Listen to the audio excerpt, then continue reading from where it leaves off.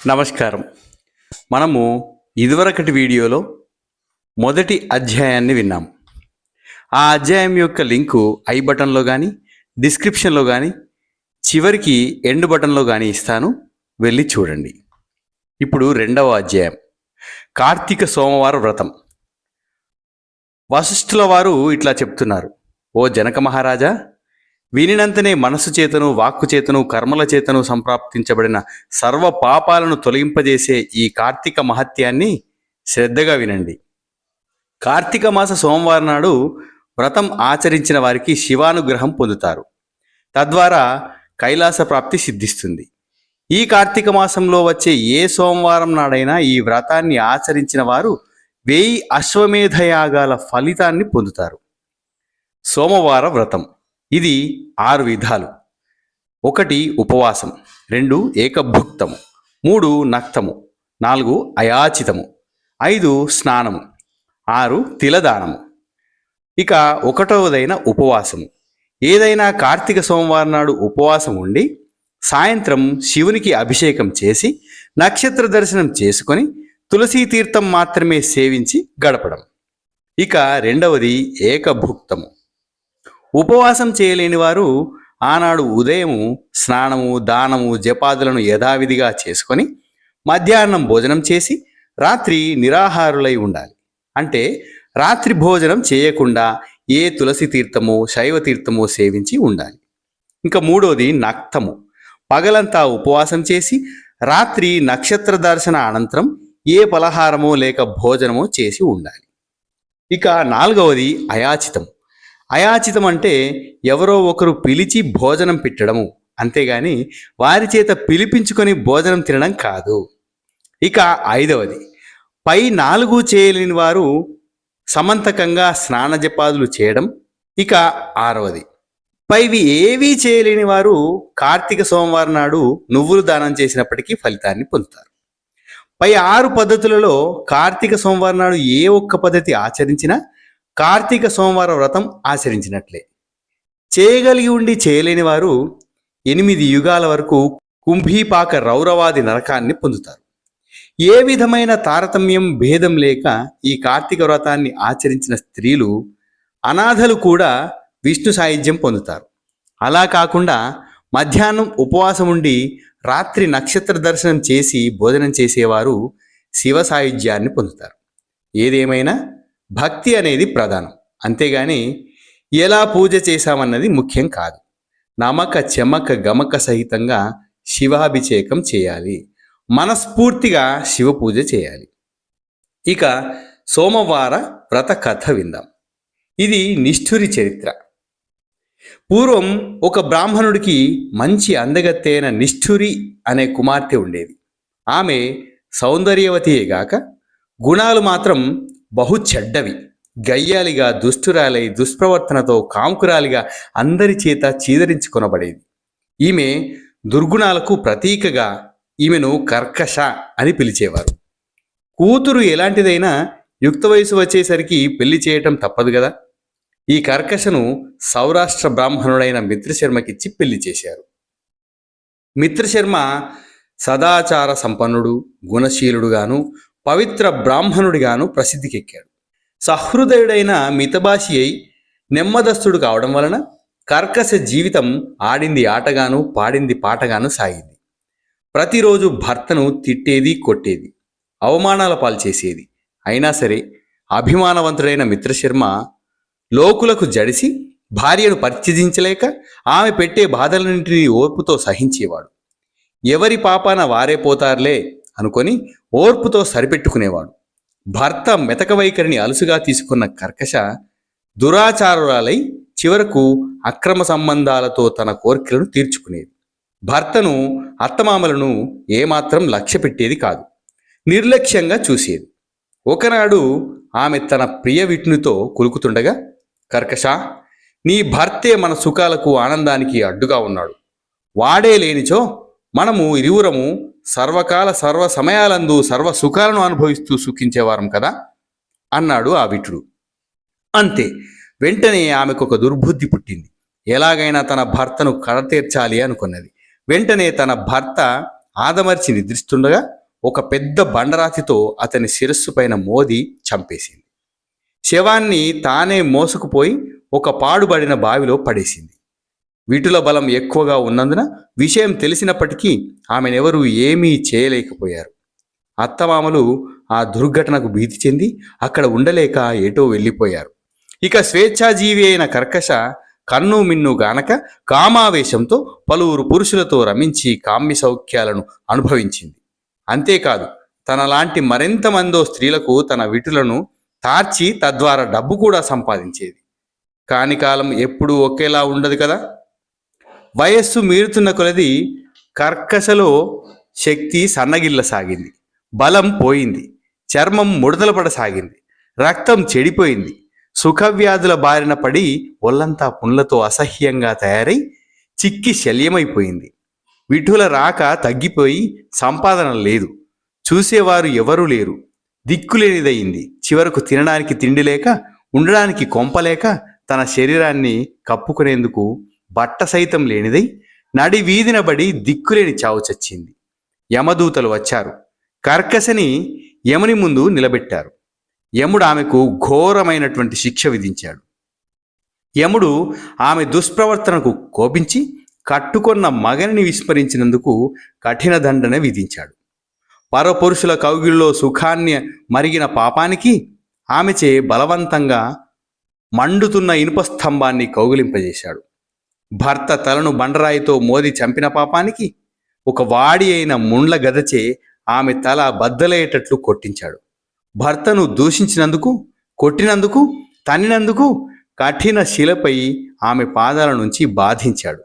సీసాన్ని కరిగించి ఆమె శివలలో పోయించాడు. ఈమె చేసిన పాపానికి ఈమెతో పాటు ఈమె బంధువులు కూడా అటు 7 తరాల వారు, ఇటు 7 తరాల వారు కూడా కుంభీపాక నరకాన్ని పంపబడ్డారు. కఠినమైన కుంభీపాక నరక బాధలను అనుభవించిన తర్వాత కర్కశ 15 సార్లు కుక్కగా జన్మించింది. 15వసారి ఆమె కళింగ దేశంలో ఒక బ్రాహ్మణ కుటుంబంలో కుక్కగా జన్మించింది. ఇక సోమవార వ్రత కథ ఫలితంగా కుక్క కైలాసానికి ఎట్లా వెళ్ళిందో తెలుసుకుందాం. కళింగ దేశమందరి బ్రాహ్మణుడు ఒకనాడు కార్తీక సోమవారం నాడు పగలు ఉపవాసముండి శివునికి అభిషేకాదులు నిర్వర్తించి నక్షత్రానంతరము నక్తము చేయుటకు సిద్ధపడి బలిహారాన్ని ఇంటి బయట ఉంచాడు. ఇంతలో ఆనాడంతా తినడానికి ఏమీ దొరకక పసుతో ఉన్న కుక్క అక్కడికి వచ్చి ప్రదోషకాలంలో ఆ బలిహారాన్ని తినివేసింది. బలి భోజనం చేయటం వలన ఆ కుక్కకు పూర్వస్మృతి రాసాగింది. ఓ బ్రాహ్మణుడా, రక్షింపుము రక్షింపుము అంటూ అరిచింది. ఆ మాటలు విన్న బ్రాహ్మణుడు కుక్క మాట్లాడడం ఏమిటి అని విస్తుపోయి, ఎవరు నీవు? నీవేమి తప్పు చేశావు? నిన్ను నేనెట్లు కాపాడగలను అని అడిగాడు. అప్పుడు ఆ కుక్క మనుష్య భాషలో, ఓ విప్రుడా, పూర్వజన్మలో నేనొక బ్రాహ్మణ యువతిని. కామంతో కళ్ళు మూసుకొని పోయి జారత్వానికి ఒడిగట్టాను. భర్తను హత్య చేశాను. వర్ణసంకరం చేసి అనేక మంది విటులతో రమించి కులికాను. తద్వారా పతితనయ్యాను. ఆయా పాపాల వల్ల అనేక మార్లు నరకంలో పలు యాతనలను అనుభవించాను. అనేక చిత్రహింసలకు గురయ్యాను. ఇప్పటి వరకు 14 సార్లు కుక్కగా జన్మించాను. ఇది 15వసారి. మీ ఇంట కుక్కగా జన్మించాను. అలాంటిది నాకు హఠాత్తుగా పూర్వజన్మ స్మృతులు ఎలా వచ్చాయో తెలియటం లేదు. దయచేసి మీరైనా చెప్పండి అని కోరింది. బ్రాహ్మణుడు తన జ్ఞానదృష్టితో అంతా ఆకలింపు చేసుకున్నాడు. తెలిసింది, ఈ కార్తీక సోమవారం నాడు ప్రదోష వేళ వరకు పస్తులుండి నాచే విడువబడిన బలిని భక్షణ చేసినందుకు ఫలితంగా నీకు ఈ పూర్వజన్మ స్మృతి కలిగింది అని చెప్పాడు. అయితే ఓ బ్రాహ్మణుడా, నాకు మోక్షమెట్లా సిద్ధించునో చెప్పి పుణ్యం కట్టుకో అని అడిగింది. దయామయుడైన ఆ బ్రాహ్మణుడు కుక్క యొక్క దీనస్థితిని చూసి జాలి నొంది తాను చేసిన ఎన్నో కార్తీక సోమవార వ్రత ఫలితములలో ఒక్కదానిని ఆ కుక్కకు దారబోసాడు.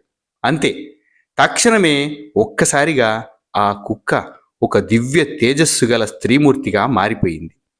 మిక్కిలి ప్రకాశముగా వెలిగిపోతూ తన పితృదేవతలతో సహా కైలాసానికి ఎగింది. కాబట్టి ఓ జనక మహారాజా, ఈ కార్తీక సోమవార వ్రతాన్ని చేసి తత్ఫలాన్ని అనుభవించు.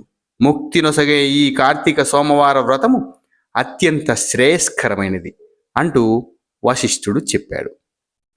ఇంతవరకు మనము 2వ అధ్యాయం విన్నాం. ఇక 3వ అధ్యాయం.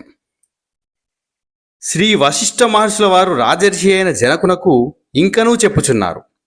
జనకరాజా, ఈ కార్తీక మాసంలో స్నాన దాన జప తపాలలో దేనినైనను ఏ కొంచెము ఆచరించినా విశేష ఫలితము దక్కుతుంది. బద్దకించి సుఖాలకు లోనై ఎవరైతే ఈ కార్తీక మాసంలో కార్తీక వ్రతాన్ని ఆచరించరో అట్టివారు జన్మ జన్మలకు కుక్కగా జన్మిస్తూనే ఉంటారు. పాపాత్ములై కోటి పర్యాయాలు చండాల యోనియందు జన్మించి చివరకు బ్రహ్మరాక్షసులుగా మారిపోతారు. దీనికి నిదర్శనంగా ఒక కథను వినిపిస్తాను, శ్రద్ధగా వినండి. తత్వనిష్ఠుడు అనే బ్రాహ్మణుని వృత్తాంతము ఈ కథ. కొన్ని వందలు వేల సంవత్సరాల క్రితం ఆంధ్రదేశంలో తత్వనిష్ఠుడనే బ్రాహ్మణుడు ఉండేవాడు. అతడు సకల శాస్త్ర పారంగతుడు, సదాచార నిష్ఠా గరిష్ఠుడు, అసత్యమాడనివాడుగా, సర్వభూతదయాపరుడుగా సత్ప్రవర్తనతో ఉండేవాడు. పరమనిష్ఠాగరిష్ఠుడైన ఆ బ్రాహ్మణుడు ఒకనాడు తీర్థయాత్ర చేస్తూ గోదావరి నదీ తీరాన గల ఒక పెద్ద మర్రి చెట్టు వద్దకు చేరాడు. దాని క్రింద విశ్రమిద్దామని అనుకొన్న ఆ బ్రాహ్మణునికి ఆ మర్రి చెట్టుపై భయంకరమైన వికృత రూపం గల నల్లని మేని ఛాయతోనూ, కటిక దరిద్రంతో బాధపడుతున్నట్లుగా ఎండిన డొక్కలతో భీతిగొలుపు ఎర్రని నేత్రములు కరిగి, గుబురు గెడ్డంతో పైకి నిక్కబడిచిన తల వెంట్రుకలతో, కత్తులు కటారాలు కపాలాలు ధరించిన భయంకర వికృత రూపులైన 3 బ్రహ్మరాక్షసులను చూశాడు. నిర్మానుష్యమైన ఆ ప్రదేశంలో వారిని చూడగానే బ్రాహ్మణుడు భయకంపితుడైపోయాడు. గజగజ వణుకుతూ కళ్ళు మూసుకొని భయంతోనే, ఓ నారాయణ, కేశవ, అచ్యుత, పరంధామ, సమస్త లోకాలకు ప్రభు అయినవాడా, కాపాడు, రక్షింపుము, భయాలను పారద్రోలే భగవంతుడా, కాపాడుము, నిన్నే శరణు కోరుతున్నాను, నీవు తప్ప నాకు వేరే దిక్కు లేదు, నన్ను రక్షింపు పరమాత్మ అంటూ బిగ్గరగా స్మరించుచూ అక్కడి నుంచి పారిపోసాగాడు. బ్రహ్మరాక్షసులు 3 పారిపోతున్న బ్రాహ్మణుడిని వెంబడించారు. బ్రాహ్మణుడు స్మరిస్తున్న హరినామం వలన, అతడు నిత్యమో చేస్తున్న గాయత్రి మంత్ర బలం వలన ఆ బ్రహ్మరాక్షసులు ఆ బ్రాహ్మణుడికి చేరవవుతున్న కొద్దీ వారికి జ్ఞానోదయం అవసాగింది. బ్రాహ్మణ శరీరం నుంచి సాత్విక తేజస్సు ఒకటి వెలువడసాగింది. అది వారి కంటపడింది. అంతటా బ్రహ్మరాక్షసులు, ఓహో, ఈతడెవరో దివ్యపురుషుడు కాబోలు, సత్వస్వరూపుడై ఉన్నాడు, ఈతని ద్వారా మనకేమీ అపాయం కలగదని నిర్ణయించుకున్న వారై ఆ బ్రాహ్మణునికి ఎదురేగి, ఓ విప్రుడా, మా వలన నీకేమీయూ కీడు జరగదు, నీ దర్శన భాగ్యంతో మా పాపాలన్నీ పటాపంచలైపోతున్నాయి, ఆగుము అన్నారు. వారి మాటలు విన్న విప్రుడు ఒకంత కుదుటపడి భయరహితుడై అతి వినయంగా, నాయనలారా, మీరెవరు? మీ వికృత రూపాలేమిటి? మీరు చేసిన పాపమేమిటి? మీ 3 మీ వృత్తాంతములను వినిపించినచో తగిన పరిహార మార్గం చెప్పగలవాడను అన్నాడు. వారొక్కొక్కరు వారి వారి వృత్తాంతాలను ఇట్లా చెప్పారు. మొదట ద్రావిడుని చరిత్ర. బ్రాహ్మణుని పలుకులు విన్న ఆ బ్రహ్మరాక్షసుల్లో ఒకడు ఇట్లు చెప్పసాగాడు. బ్రాహ్మణోత్తమ, నేనొక ద్రవిడ బ్రాహ్మణుడును. ద్రవిడ దేశమందలి మంధర అనే గ్రామానికి అధికారిని.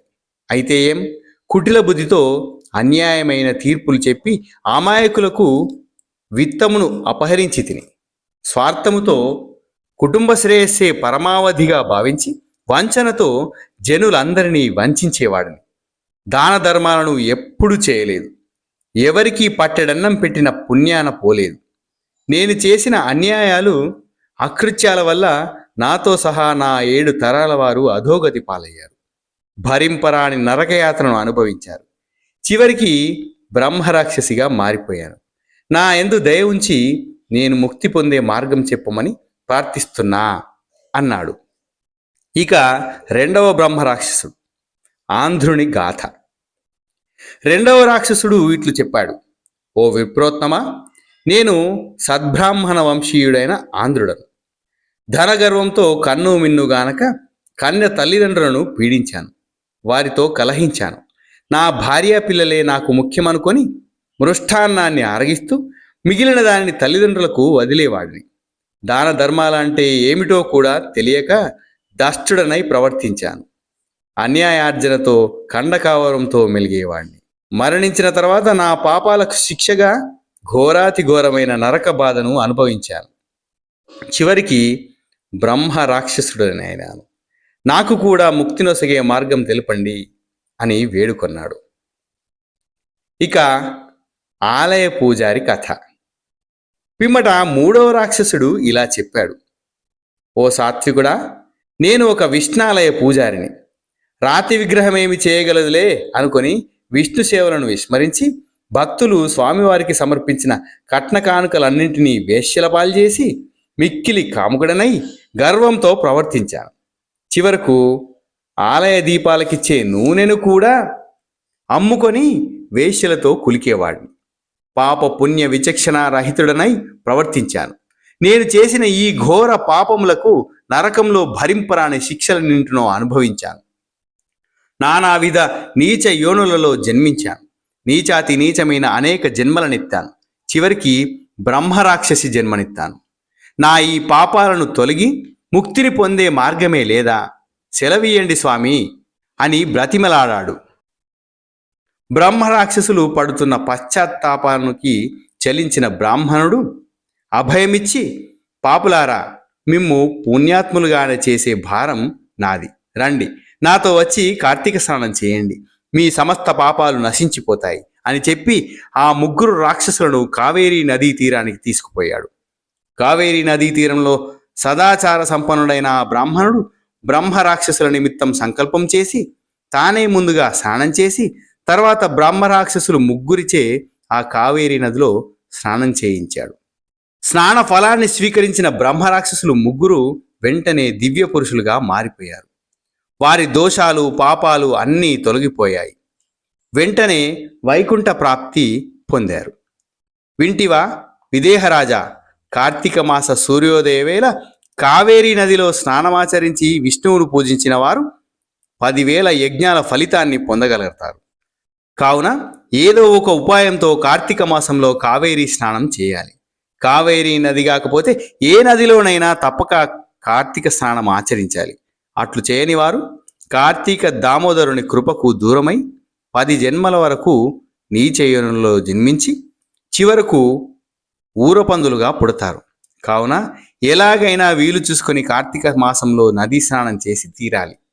అట్టి కార్తీక మాస ప్రాతః స్నానాచరణలో జీవుడు ముక్తిని పొందుతాడు అని చెప్పాడు. ఇంతటితో 3వ అధ్యాయం సమాప్తం. ఇక 4వ అధ్యాయంలోకి వెళ్ళిపోదాం.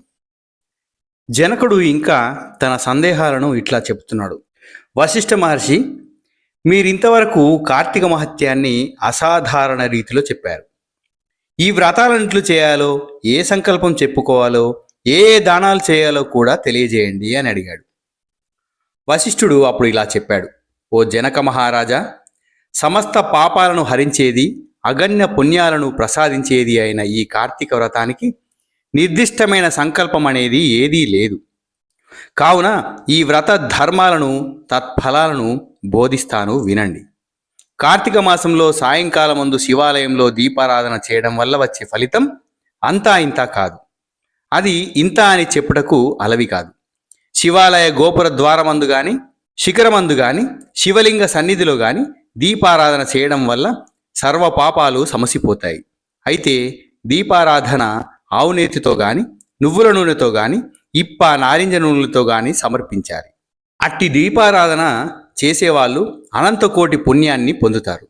ఇదంతా కార్తీక మాసంలో శివాలయంలో చేయాలి.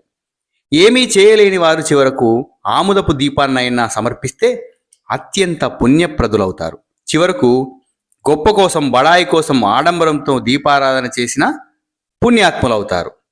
ఈ కార్తీక మాస దీపానికి అంతటి ప్రాముఖ్యత ఉంది. మరి దీనికి ఉదాహరణగా ఒక మంచి కథ చెబుతాను, వినండి. కార్తీక దీపారాధన మహిమ. పూర్వం పాంచాల దేశాన్ని పాలించే మహారాజు ఒకరు ఉండేవారు.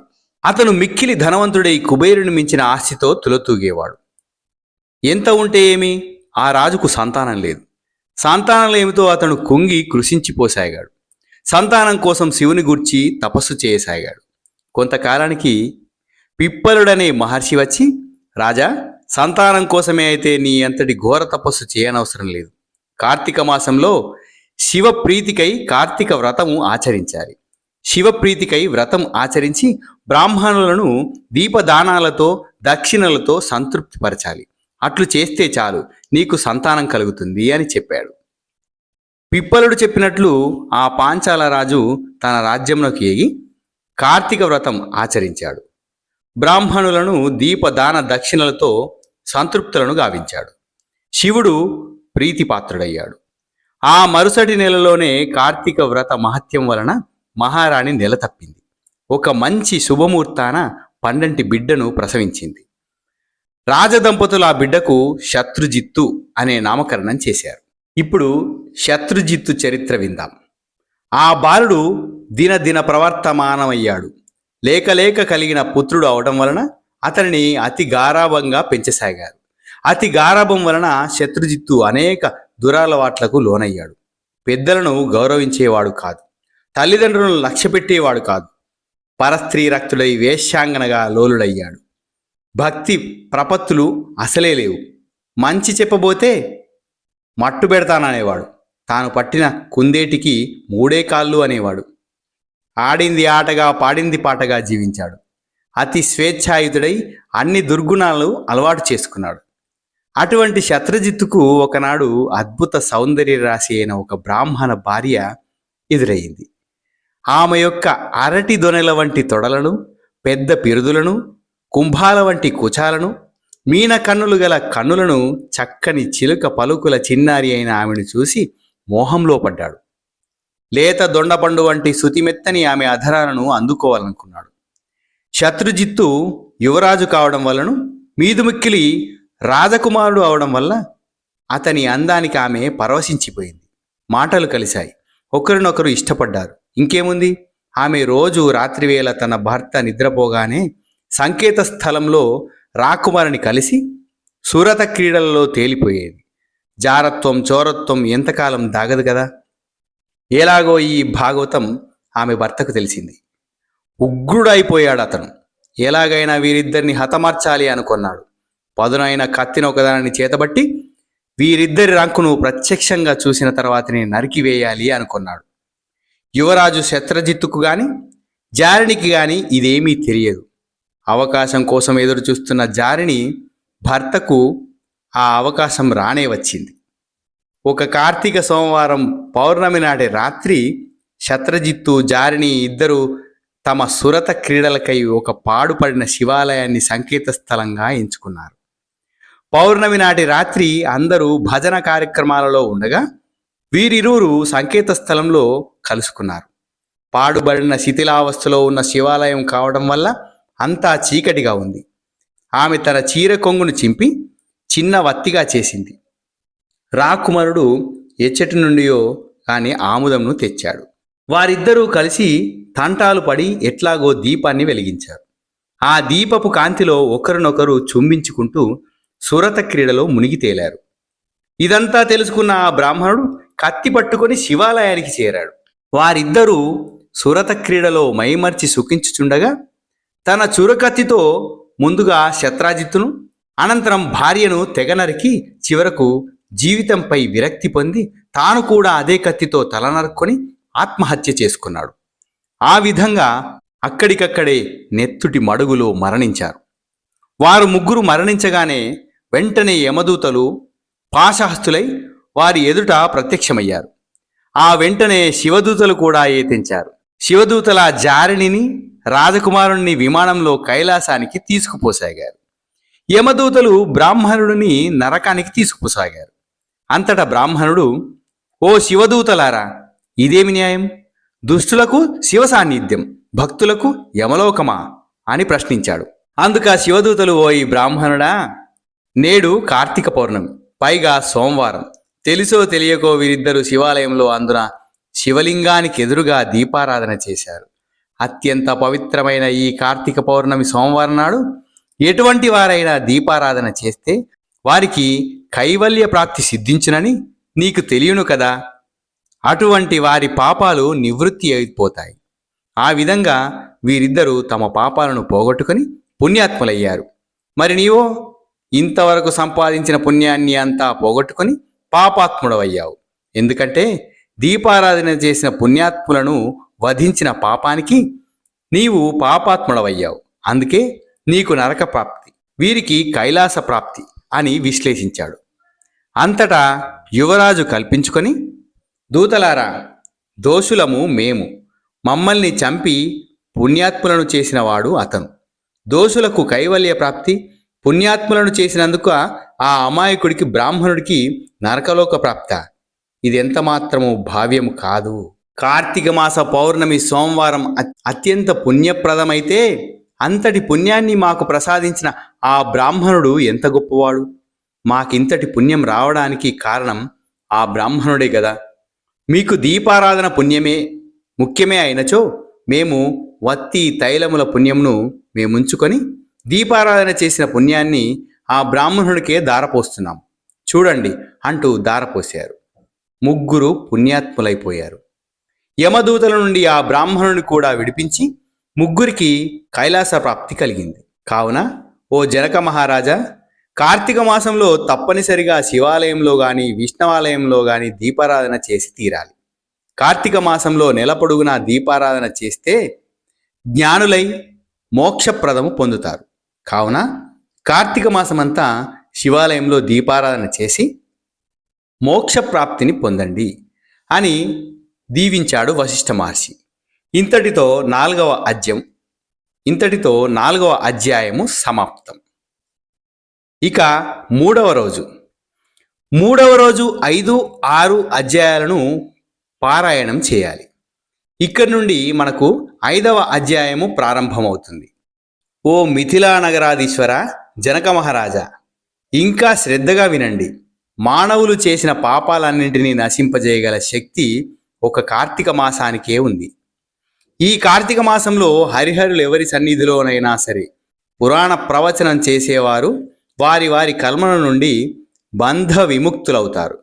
ఈ మాసంలో విష్ణు సన్నిధిని గాని శివ సన్నిధిని గాని విష్ణు శివపురాణాలను పారాయణం చేసి వారి వారి పాపాలన్నీ పటాపంచలైపోతాయి. ఈ కార్తీక మాసంలో ఎవరైతే తులసీ దళాలతో గాని తెలుపు ఎరుపు గన్నేరు పూలతో గాని విష్ణువును పూజిస్తారో వారు వైకుంఠ ప్రాప్తి పొందుతారు. ఇప్పుడు కార్తీక వనభోజనాల గురించి తెలుసుకుందాం. కార్తీక మాస శుక్లపక్షంలో వనభోజనం చేసిన వారు విష్ణు సాయుధ్యాన్ని పొందుతారు. ఈ మాసంలో చేసే జప తప హోమ పూజ భోజన తర్పణాల వలన విశేష పుణ్యం లభిస్తుంది. అనేక పాపములు అంతరించిపోతాయి. కాబట్టి ఈ మాసంలో అన్ని చెట్లతో పాటు ఉసిరి చెట్టును కూడా జత కలిపి పూజించాలి. ఉసిరి చెట్టు ఉన్న తోటలోనే ఉసిరి చెట్టు కింద వనభోజనాలు చేయాలి. యథాశక్తి బ్రాహ్మణులకు దక్షిణ తాంబూలాదులతో సంతృప్తిపరచాలి. ఈ విధంగా వనభోజనాలను కావించి వారి పాపాలు పోయి నూతన జీవితాన్ని పొందుతారు. అంత్యమును విష్ణులోకానికి ఏగుతారు. జనకరాజా, ఈ కార్తీక వ్రత మహత్యాన్ని విన్న బ్రాహ్మణుడు ఒకడు నీచ యోనులందు జన్మించే పాపం నుండి విముక్తి పొందాడు. ఆ కథ విందాం. పూర్వకాలంలో కావేరీ నదీ తీరంలో దేవశర్మ అనే సద్బ్రాహ్మణుడు ఉండేవాడు. పండిత పుత్ర పరమశుంఠ అన్నట్లు వానికొక దుర్మార్గుడైన కుమారుడు ఉండేవాడు. అతడి పేరు దేవదత్తుడు. దుష్టుడైన దేవదత్తుని సన్మార్గుణ్ణి చేయాలనుకుని దేవశర్మ ఒకనాడు దేవదత్తుని పిలిచి, నాయనా, నువ్వు ప్రతిదినము ప్రాతకాలమున కార్తీక స్నానం చేయము, సాయంకాలం ముందు శివాలయంలో దీపారాధన చేస్తూ ఉండుము. ఈ విధంగా కార్తీక మాసమంతా చేసి ధన్యుడివి కమ్ము అని చెప్పాడు. కానీ దేవశర్మ హితబోధలన్నీ దేవదత్తుని ముందు చెవిటివాని ముందు శంఖమూదినట్లయింది. ఈ కట్టుకథలన్నీ నేను నమ్మనన్నాడు. తండ్రికి ఎదురు తిరిగాడు. కోపించిన తండ్రి ఉండబట్టలేక అడవిలోని చెట్టు తొర్రలో ఎలుకవై పడి ఉండుమని చెప్పించాడు. తండ్రి ఆగ్రహానికి భయపడిన దేవదత్తుడు తండ్రి పాదాల మీద పడి, తండ్రి, తెలియక చేసిన నా తప్పును మన్నించి నాకు శాప విమోచనం గావించి నాకు శాప విమోచన మార్గమును తెలపండి అని వేడుకొన్నాడు. దయాళువైన దేవశర్మ, నాయనా, ఎప్పుడైతే నీవు కార్తీక వ్రత మహత్యాన్ని సంపూర్ణంగా వింటావో అప్పుడే నీకు శాప విమోచనం అవుతుంది అని విన్నవించాడు. ఇప్పుడు దేవదత్తునికి శాప విముక్తి కలిగేటటువంటి కథ విందాం. తండ్రి శపించిన కారణాన తనయుడైన దేవదత్తుడు అప్పటికప్పుడే మూషిక రూపం ధరించాడు. ఒక దట్టమైన అడవిలో అనేక జంతుజాలమునకు ఆధారభూతమైనదైన ఫలవంతమైనదైన ఒక మహావృక్షం ఒకటి ఉంది. దాని తొర్రలో పడి జీవించసాగాడు. ఇలా కొంతకాలం గడిచింది. అప్పుడు ఒకనాడు విశ్వామిత్ర మహర్షి తన శిష్య సమేతంగా వచ్చి కార్తీక స్నానం ఆచరించి ఎలుక నివాసముంటున్న చెట్టు కింద కూర్చుని తన శిష్యులకు కార్తీక మాస వ్రత మహత్యాన్ని వినిపించాడు. అంతటా క్రూరాత్ముడు, అడవి జంతువులను చంపి పొట్టపోసుకునేవాడు, అతి పాపాత్ముడైన కిరాతకుడు ఒకడు వచ్చి, అయ్యా, తమరు వినిపిస్తున్న బోధనలేమిటి? మహర్షులను మహాపురుషులను దర్శించిన మాత్రానే అజ్ఞానులు సుజ్ఞానులుగా అవుతారు, సందేహం లేదు. కావున మీరు వినిపిస్తున్న బోధనలను వినాలనే కుతూహలంతో ఉన్నాను అన్నాడు. విశ్వామిత్ర మహర్షి ఆ కిరాతకుణ్ణి కూర్చునబెట్టి, నాయనా, ఇది అత్యంత పరమ పవిత్రమైన కార్తీక వ్రత మహత్యం. పరమ పావనమైన ఈ మహత్యాన్ని విన్నను చదివినను వారందరూ పాప విముక్తులవుతారు, కైవల్య ప్రాప్తి కలుగుతుంది అని చెప్పాడు. అయితే స్వామి, ఈ వ్రత మహత్యాన్ని చెప్పి మాకు పుణ్యం ప్రాప్తించండి. కిరాతక జీవితంలో విరక్తి చెందాను అన్నాడు. విశ్వామిత్రుడు కార్తీక వ్రత మహత్యాన్ని కూలంకషంగా వివరించి చెప్పాడు. కార్తీక మాసంలో చేసే స్నాన దాన జప తప హోమాదుల వల్ల కలిగే అనంతమైన పుణ్యాన్ని గురించి వివరించాడు. కార్తీక మాస దీపారాధన యొక్క విశిష్టతను వక్కానించాడు. ఇదంతా చెట్టు తొర్రలో ఉన్న ఎలుక విన్నది. కార్తీక మాస వ్రత మహత్యాన్ని సంపూర్ణంగా విన్నదే తడవుగా తొర్రలో ఉన్న ఎలుక తన యథారూపమైన దేవదత్తుడి రూపాన్ని పొందింది. శాప విముక్తి పొందిన దేవదత్తుడు విశ్వామిత్రుని పాదాలకు ప్రణమిల్లి తన పూర్వగాథనంతయు చెప్పి సెలవు తీసుకొని వెళ్ళిపోయాడు. కిరాతకుడు కూడా విశ్వామిత్రుని వద్ద సెలవు తీసుకొని వెళ్ళిపోయాడు. అంత్యమున వారిద్దరూ కార్తీక వ్రత మహత్యాన్ని విన్న ఫలితంగా ఉత్తమ గతులను పొందారు. కాబట్టి జనక మహారాజా, ఉత్తమ గతులను పొందుటకైనా ఈ కార్తీక వ్రతము ఆచరించాలి. అట్లు వీలు కానిచో భక్తి శ్రద్ధలతోనైనా సరే ఈ కార్తీక వ్రత మహత్యాన్ని వినాలి. ఇంతటితో 5వ అధ్యాయము సమాప్తం. ఇప్పుడు 6వ అధ్యాయంలోకి వెళ్ళిపోదాం. శ్రీ వశిష్ఠ మహర్షుల వారి ఇంకను ఇట్లు బోధిస్తూ ఉన్నాడు.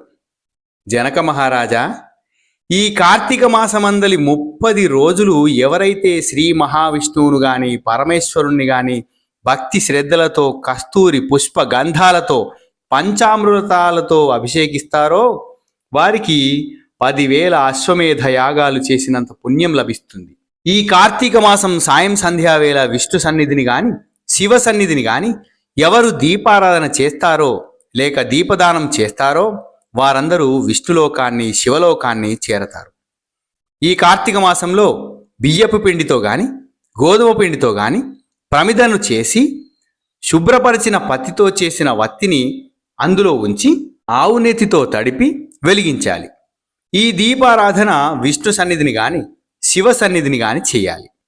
చివరి రోజున ఒక వెండి ప్రమిదను బమిడి వత్తిని చేయించి వాటిని బియ్యపు పిండి మధ్య ఉంచి పూజాది కార్యక్రమాలు అయిన తర్వాత ఒక సద్బ్రాహ్మణుడికి షడ్రసోపేతమైన విందు భోజనం పెట్టి దక్షిణా తాంబూలాదులతో సంతృప్తిపరిచిన తర్వాత జ్ఞాన సంపదను శుభాన్ని ప్రసాదించే దీపదానాన్ని చేస్తున్నాను, నిరంతర శాంతి సౌఖ్యములు ఒనగూరుగాక అని చెప్పుచు పిండితో సహా ఆ దీపాన్ని ఆ బ్రాహ్మణునకు దానమివ్వాలి. దీనివలన అక్షయమైన పుణ్యాన్ని పొందుతారు. దీనివలన విద్య, జ్ఞానము, ఆయుర్వృద్ధి, స్వర్గభోగాలు లభిస్తాయి. మనోవాక్కాయ కర్మలచే సంప్రాప్తించబడినటువంటి పాపాలన్నీ పటాపంచలైపోతాయి. దీనికి నిదర్శనంగా ఒక కథ చెప్తాను, వినండి అన్నారు వశిష్ఠ మహర్షుల వారు. ఒక భిక్షుకురాలు మోక్షాన్ని పొందడం, దాని గురించినటువంటి కథ. ద్రావిడ దేశంలో నిరుపేద అయిన కటిక దరిద్రురాలైన అనాథ వితంతు ఒక ఆమె ఉండేది. ఆమె ప్రతిరోజు భిక్షాటన చేసి శుభ్రంగానున్న కూరలను అన్నమును విక్రయించి సొమ్ము చేసుకునేది. మిగిలినది తాను తినేది. ఇవి కాక ప్రతి ఇంట్లో కూలీనాలి చేసేది. కష్టపడి సొమ్ము పోగేసుకోవడమే ఆమె ధ్యేయమైంది. కానీ దేవుని స్మరించడం, దేవాలయమునకు పోవటం, భక్తి కథలు వినటం మున్నగునవి ఏనాడూ చేసేది కాదు. నిత్యము ధనార్జనే, ఏదో విధంగా డబ్బు కూడబెట్టుకోవడమే ఆమె లక్ష్యం. అలాంటి అనాథ వితంతువు ఇంటికి ఒకనాడు శ్రీరంగ బ్రాహ్మణ యాత్రికుడొకడు రావడం తటస్థించింది. అతడి ఈమె దుస్థితిని గాంచి నరక ప్రాప్తి తప్పదు అనుకున్నాడు. ఎలాగైనా ఆమెను సన్మార్గంలో పెట్టదలిసి ఒకనాడు ఆమెతో, ఓ లుబ్ధ వితంతువు, నీ అమాయకత్వానికి సిగ్గుపడుతున్నాను. నేను చెప్పేది శ్రద్ధగా విను.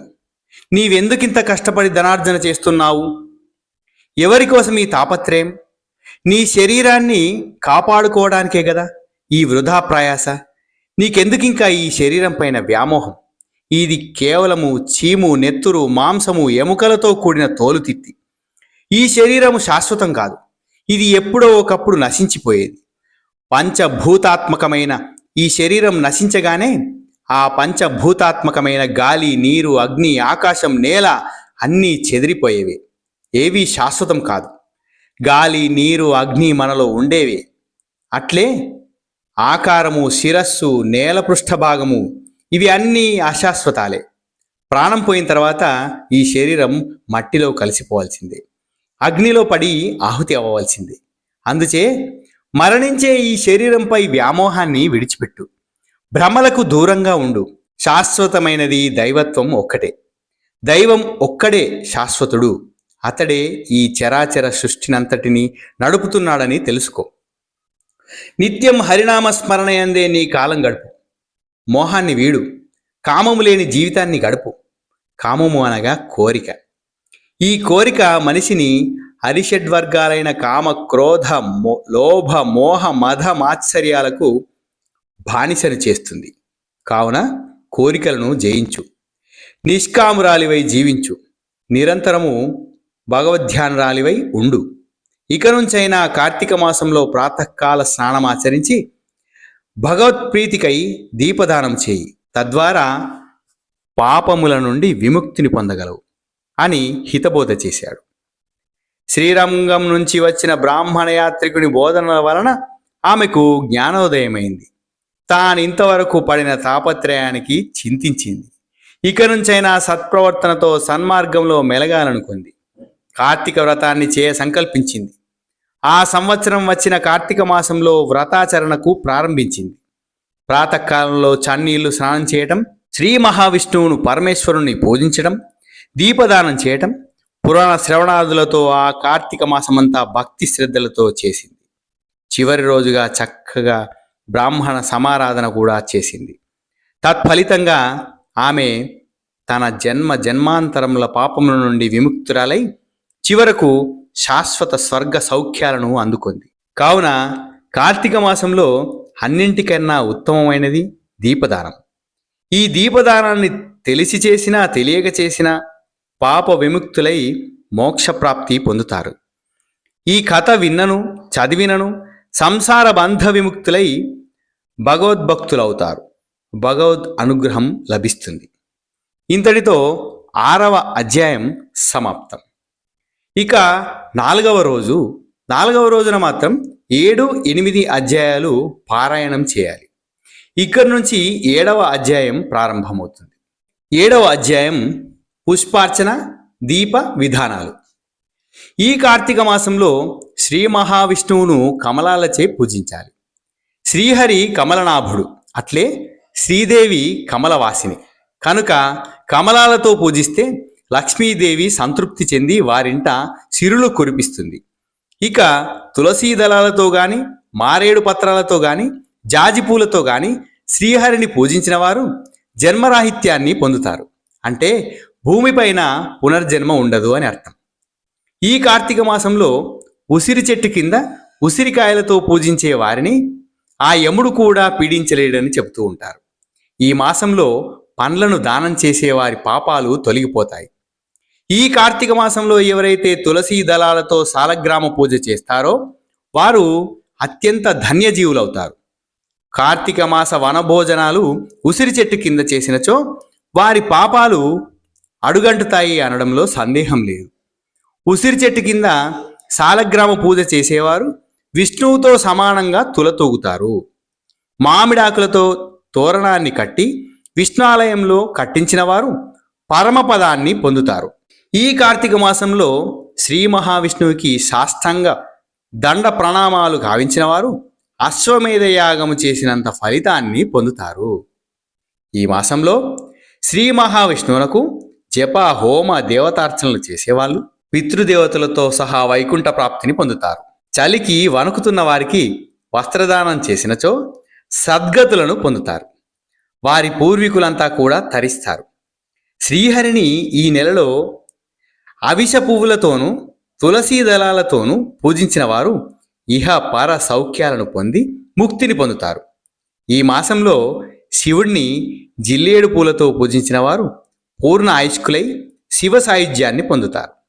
ఈ మాసంలో నదీ స్నానం, దీపారాధన, వనభోజనం, దేవతారాధన చేయడం వల్ల అనంతమైన ఫలితాన్ని పొందుతారు.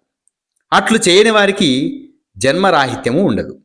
సరికదా, పునః పుడుతూనే ఉంటారు, గిడుతూనే ఉంటారు. ఈ కార్తీక మాసమంతా ఆధ్యాత్మిక భావనతో భజనలు, కీర్తనలు, నాట్యములు, హరికథలు మున్నగునవి నిర్వహించేవారు వారి గత జన్మ పాపాలన్నీ నశించి విష్ణు సన్నిధికి దగ్గరవుతారు. అన్నదానము, నువ్వుల దానము, నదీ స్నానము, పురాణ శ్రవణము, బ్రాహ్మణులతో సహపంక్తి భోజనము చేయువారు సాక్షాత్తు ఆ మహావిష్ణువుతో సరితూగుతారు. ఈ మాసమందు కార్తీక నోములు నోచుకొని, అంటే కార్తీక మాసంలో వచ్చే 3వ సోమవారం నాడు మరియు కార్తీక పౌర్ణమి నాడు హరిహర పూజలు, పేరంటం నిర్వహించడం, దాన ధర్మాలం చేయడం మంచిది. ఇది వారి వారి వంశాచారాన్ని బట్టి ఉంటుంది. శక్తి ఉండి ఆచరించని వారు 100 జన్మలు కుక్కగా పుడతారు. చివరకు చండాలయోనియందు జన్మిస్తారు. కార్తీక వ్రతాన్ని ఆచరించని నాస్తికులు తమ తదుపరి జన్మలో గాడిదగా పుట్టి పిమ్మట 100 జన్మల వరకు శునకయోనినందు జన్మిస్తారు. ఈ మాసంలో కదంబ పుష్పాలతో కమలనాథుని పూజించిన వారు స్వర్గప్రాప్తిని పొందుతారు. శ్రీహరిని పద్మాలతో పూజించిన వారు నక్షత్ర మండలంలో చిరస్థాయిగా ప్రకాశిస్తూ ఉంటారు. అవిసె పూలతో పూజించిన వారు అమరలోకానికి ఎగుతారు. వృద్ధులు, రోగిష్ఠులు, మున్నగి అశక్తులైన వారు ఈ కార్తీక మాసంలో ఆదివారం నాడు కానీ, శుక్లపాడ్యమి నాడు కానీ, పౌర్ణమి నాడు కానీ, అమావాస్య నాడు కానీ ప్రాతకాలమందు స్నానం చేస్తే ఈ కార్తీక మాసమంతా స్నానం చేసినంత పుణ్యం సిద్ధిస్తుంది. అది కూడా చేయలేని వారు ఈ కార్తీక మాసమంతా ఈ పురాణాన్ని చదివినా విన్నా కూడా స్నాన ఫలాన్ని పొందుతారు. ఇవన్నీ శక్తి లేని వారికి మాత్రమే. శక్తి ఉండి చేయని వారు చండాలయోనులను జన్మిస్తారు. ఇతరులు వెలిగించే దీపాలను చూసినా, వారి పూజలలో సహకరించిన స్వర్గానికి చేరతారు. ఈ కార్తీక మాసమంతా హరిహరులను పూజించకుండా, స్మరించకుండా, కీర్తించకుండా, భజించకుండా అంటనట్లుండేవారు 7 జన్మలు నక్కలుగా పుడతారు. కావున ఈ కార్తీక మాసమంతా శివ విష్ణువులను స్తోత్రించాలి. ఇంతటితో 7వ అధ్యాయము సమాప్తం. ఇక 8వ అధ్యాయంలోకి వెళ్ళిపోదాం. వశిష్ఠుడిని జనక మహారాజు ఇట్లా ప్రశ్నిస్తాడు. ఓ మహర్షి, వర్ణసంకరణం చేసి మహాపాపాలను మూటగట్టుకున్న దుష్టులు వేదోక్త ప్రకారం ప్రాయశ్చిత్తాలను చేసుకుంటే గాని పుణ్యాత్ములు కారని ధర్మశాస్త్రాలని ఘోషిస్తుండగా వీరేమిటి కేవలం కార్తీక మాసంలో కార్తీక వ్రతాచరణ ధర్మం చేతనే సమస్త పాపాలను నివృత్తి చేసుకుని పుణ్యం మూట కట్టుకుంటారని చెబుతున్నారు? ఎందుచేత? ఇందులో ఉన్న ధర్మ సూక్ష్మమేమిటి? కించిత్ పుణ్యం ద్వారా సమస్త పాపాలు ఎట్లు నశిస్తాయి? మహాగ్నిని గుప్పెడి నీటితో ఆర్పగలమా? మహాపర్వతాలను కొనగోటితో పెకలించగలమా? మహాద్రుతమైన వరదలో కొట్టుకొని పోయే వాణిని గడ్డిపరక కాపాడగలదా? కావున మహాపాపాత్ములు సైతం కేవలం కార్తీక మాస వ్రతాచరణ ధర్మం ద్వారా ఎట్లు పుణ్యాత్ములవుతారు? ఇందులోని విశేషమేమిటి? ఈ ధర్మ సూక్ష్మాన్ని వివరించి చెప్పండి స్వామి అని కోరాడు. జనకుని సందేహాలన్నింటినీ వశిష్ఠుడు ఈ రకంగా నివృత్తి చేస్తున్నాడు. రాజేంద్ర, మంచి ప్రశ్నే వేశావు. మానవులకు మహోపకారం చేయగల ధర్మము నేను అనేక ధర్మశాస్త్రాలలో చూశాను. అవి ఎన్నో అద్భుతమైన విషయాలను వివరించాయి. వాటిని తెలియజెప్తాను వినండి. సత్వగుణము, తమోగుణము, రజోగుణము అని 3 గుణాలున్నాయి. ధర్మాధర్మాలు ఈ 3 గుణాలకు సంబంధించి ఉంటాయి. సత్వగుణం ఆధారంగా చెప్పబడ్డ ధర్మం సూక్ష్మధర్మం అనబడుతుంది. సత్యగుణ జనిత కార్యాచరణ ఫలమును పరమేశ్వరార్పితమైనదని సాత్విక ధర్మ ఔన్నత్యానికి నీకు ఒక ఉదాహరణ చెబుతాను విను. తామ్రపర్ణి అను సాగర సంగమం చెందు ప్రదేశంలో నదిలో ముత్యపు చిప్పలు స్వాతికార్తిలో తెరుచుకొని అందు పడిన వర్షపు బిందువులో అత్యల్పమైన నీటిబొట్టు ముత్యమై అమూల్యమవుతుంది. గంగా, కృష్ణ, గోదావరి నదుల పుష్కర కాలంలో చేయు దానం అది ఎంత స్వల్పమైనదైనా ఆయా నదీ తీరాలందు గల ఆలయాల్లో జప తపాది పూజలు విశేష ఫలితాన్నిస్తాయి. ఆ పుణ్య విలువను అనంతముగా ధర్మశాస్త్రాలు వక్కాణిస్తున్నాయి. రాజస ధర్మాన్ని గూర్చి చెబుతాను విను. ఫలాపేక్షతో చేయు దాన కార్యాలు, ధర్మకార్యాలు, శాస్త్ర విధులు పునర్జన్మ హేతులై కష్టసుఖాలకు కారణాలవుతాయి. తామస ధర్మం దేశకాల పాత్రలను అనుసరించి చేయు శాస్త్రోక్త విధులు డాంబికాచరణలకు హేతువులై సత్ఫలములను అందించిన ఆచరణలను దేశకాలమాన పరిస్థితులను గమనించి చేయు నిష్కామ చర్యలు అక్షయ ఫలితాలను సమకూర్చుతున్నాయి. పెద్ద కట్టెల మోపు చిగ్న అగ్నికణముచే భస్మమైపోయినట్టు పుణ్యచర్య తెలిసి చేసిన తెలియక చేసిన పాపం భస్మీపటనమైపోయి తీరుతుంది. ఇప్పుడు అజామిలుని వృత్తాంతం వినండి. ఇందుకు ఉదాహరణగా హరినామస్మరణతో తరించిన అజామిలుని ఉదంతాన్ని వివరిస్తాను విను. కన్యాకుబ్జ క్షేత్రంలో సత్యవ్రతుడనే విప్రుడు ఉండేవాడు. అతని భార్య హైమవతి, సుగుణవతి. ఆ దంపతులకు లేక ఒక కుమారుడు జన్మించాడు. వానికి అజామిలుడు అని పేరు పెట్టుకున్నారు. అల్లారు ముద్దుగా పెంచుకున్నారు. అతి గారాభం కారణంగా అజామిలుడు అడ్డు అదుపు లేనివాడై సమస్త వ్యసనాలకు అలవాటు పడ్డాడు. దాసితో సంపర్కం పెట్టుకొని ఆమెను పెళ్లాడి తల్లిదండ్రులను వదిలి ఆమెతో ఉండేవాడు. ఆ స్త్రీ కారణంగా మధుమాంసాలు మరిగాడు. పశుపక్షాదులను వేటాడి జీవితాన్ని గడుపుతుండేవాడు. ఒకనాడు అజామిలుని భార్య అయిన దాసి చెట్టుకాయలకై చెట్టెక్కి కొమ్మ విరిగి నేల కూలి మరణించింది. వారికి యుక్త వయస్సు గల కుమార్తె ఉండేది. అజామిలుడు కామాతిశయంతో ఆమె కుమార్తెతో సాంగత్యం పెట్టుకుని కాపురం చేస్తుండేవాడు. వీరికి బిడ్డలు కలిగారు. వారంతా పుడుతూనే చనిపోగా ఒక బిడ్డడు మాత్రం బ్రతికాడు. ఆ బిడ్డకు అజామిలుడు నారాయణ అని పేరు పెట్టి ఎంతో ప్రేమగా చూసుకునేవాడు. కాలం గడిచి వార్ధక్యం కలిగి అజామిలునికి మరణం ఆసన్నమైంది. ప్రాణాలు తీసుకొని పోవచ్చిన యమభటులను చూసి భయకంపితుడైపోయి నారాయణ నారాయణ, నన్నెవరో తీసుకొని పోవచ్చున్నారు, నన్ను కాపాడు నారాయణ అని కుమారుణ్ణి పిలిచాడు.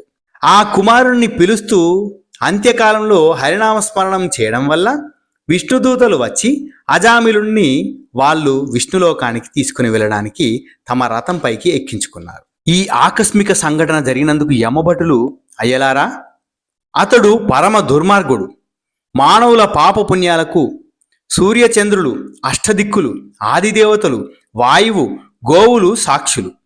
వారి సాక్ష్యాల ఆధారంగా చిత్రగుప్తుల వారి చేత యమధర్మరాజు గారు చిట్టా వ్రాయించి ఆయువు తీరిన వెనుక వారి వారి పాపకర్మలను అనుసరించి దండనకు యమలోకానికి తీసుకురావడానికి మమ్ము వినియోగిస్తారు. ఆ మేరకు పరమ దుర్మార్గుడిగా బ్రతికిన అజామిలుణ్ణి యమదండన నిమిత్తం మా లోకానికి తీసుకొని పోవచ్చిన యమదూతలము ఈ పాపాత్ముణ్ణి మీరు ఎలా తీసుకెళ్లదలిచారో తెలియనేరకున్నాము అన్నారు. అయ్యా సమవర్తి దూతలారా, విష్ణు నామస్మరణ ఎంతటి దుర్మార్గుడినైనా విష్ణు సాయుధ్యానికి అర్హుణ్ణి చేస్తుంది. కనుక ఇతని గత పాపకృత్యములన్నీ సమసిపోయినవి. కనుక ఇతరుని మేము శ్రీహరి సన్నిధికి కొనిపోవచ్చున్నాము. అజామిలుణ్ణి వెంట పెట్టుకుని విష్ణుభటులు వైకుంఠానికి వెళ్ళిపోయారు. పరమ దుర్మార్గుడను, క్రూరుడను, పాతకుడును అయిన నాకు ఈ వైకుంఠవాసం లభించడం మరణకాలమున హరినామస్మరణము కారణం అని హరిని స్మరించుకుంటూ వైకుంఠం చేరుకున్నాడు అజామిలుడు. రాజా, అంత్యకాలమున హరినామస్మరణ చేయడం వలన ఇంతటి పుణ్యం కలగగా కార్తీక వ్రతం ఆచరించడం వలన ఎంతటి పుణ్యం ప్రాప్తిస్తుందో ఊహించు అన్నాడు జనకునితో వశిష్ఠుడు. ఇంతటితో 8వ అధ్యాయం సమాప్తం. ఇక 9, 10 అధ్యాయాలు. 5వ రోజున 9, 10 అధ్యాయాలను పారాయణం చేయాలి. ఇప్పుడు 9వ అధ్యాయం విందాం. స్వర్గ నరకాలు. జనక మహారాజా, విష్ణులోకానికి బయలుదేరిన విష్ణు భటుల్ని యమభటులు వెంబడించి తమకు గల సంశయాన్ని నివృత్తి చేయవలసినదిగా వారిని అడిగారు. సమవర్తి దూతలారా, హరిహరుల నామస్మరణ యొక్క గొప్పతనం గురించి మీకు తెలియదా? అవసాన కాలంలో ఆ దేవదేవుని స్మరణ సర్వ పాపహరణం కదా.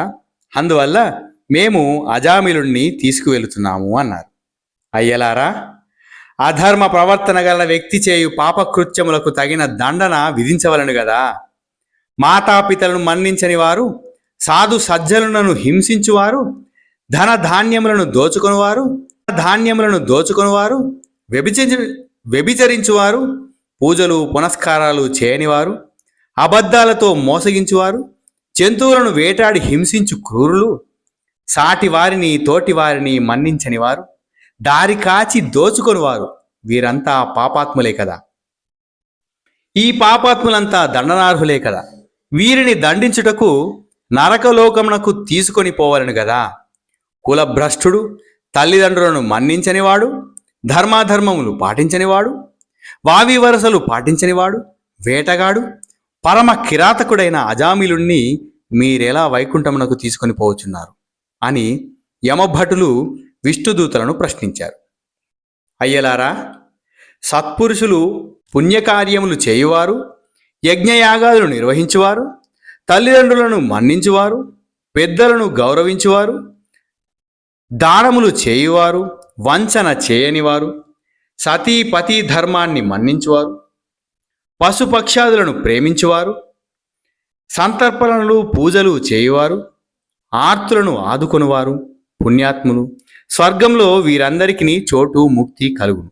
ఎవరి ఇంట హరికథా కాలక్షేపాలు, భాగవత రామాయణ పారాయణాలు జరుగుతుంటాయో, ఎవరి ఇంట పూజలు భజనలు వ్రతాలు జరుగుతుంటాయో అట్టివారికి పుణ్యం వర్తిస్తుంది, వారికి పాపాలు అంటవు.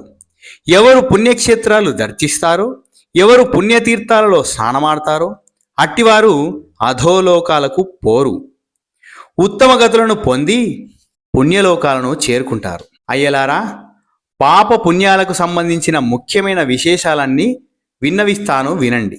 రుద్రాక్షలు ధరించనందువల్ల, డాంబికాలు పలికినందువల్ల, డంబాచారం వల్ల, శుష్కదానాలు పూజల వల్ల పుణ్యాత్ములు కాలేరు, పుణ్యగతులకు అర్హులు కారు. యుక్తాయుక్తాలు గమనించకుండా తమ ప్రవర్తన ఏమిటో గమనించకుండా దుర్మార్గంగా నీతిమాలిన బ్రతుకును వెళ్ళబుచ్చుకునేవారు తెలిసో తెలియకో వెక్కిరింతగానో హరి సంకీర్తన చేసిన అవసాన కాలంలో ఇష్టదేవతాస్మరణ చేసిన సమస్త పాపాలు తొలగి పునీతులవుతారు, దైవ సాన్నిధ్యాన్ని పొందుతారు. అటువంటి వాడు అజామిలుడు. కులభ్రష్టుడైనా, ధర్మదూరుడైనా, క్రూరాత్ముడైనా, దయాదాక్షిణ్యం శీలం లేనివాడైనా తన కొడుకుకు మహావిష్ణువు పేరు పెట్టి సదా నారాయణ నారాయణ అని పిలుస్తూ అవసాన కాలంలో నారాయణ అని ఎలుగెత్తి పిలిచి నన్ను కాపాడు అని వేడుకున్నాడు. ఆ కారణం వల్ల సమస్త దోషాలు తొలగి శ్రీహరి కృపకు పాత్రుడయ్యాడు. శ్రీ మహావిష్ణువును శరణు కోరి ముక్తికి అర్హుడయ్యాడు. కనుకనే మా వెంట వైకుంఠానికి తీసుకుని వెళ్తున్నాం అని పలికి అజామిలుణ్ణి వెంట తీసుకుని నిష్క్రమించారు హరిదూతలు.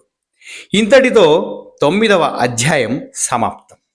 ఇక 10వ అధ్యాయంలోకి వెళ్దాం. 10వ అధ్యాయం అజామిలుడి పూర్వజన్మ కథ. విష్ణుదూతలతో వెళ్తున్న అజామిలుడు విష్ణుదూతల యమభటుల సంభాషణలను విన్నాడు.